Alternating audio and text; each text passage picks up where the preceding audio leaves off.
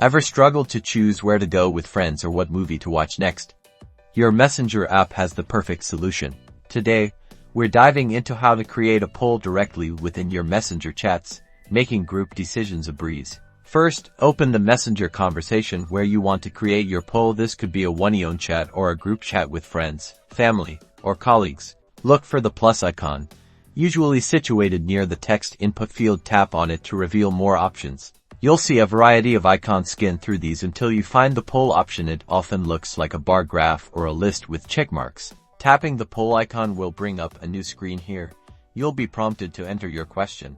In the Ask a Question field, type in what you want to poll your group about. Be clear and concise so everyone understands. Below your question, you'll see fields to add your poll options. Tap on the first Add an Option field. Enter your first choice. For our dinner example, let's add Italian restaurant. Then, tap on the next Add an Option field to enter your second choice, like Mexican food.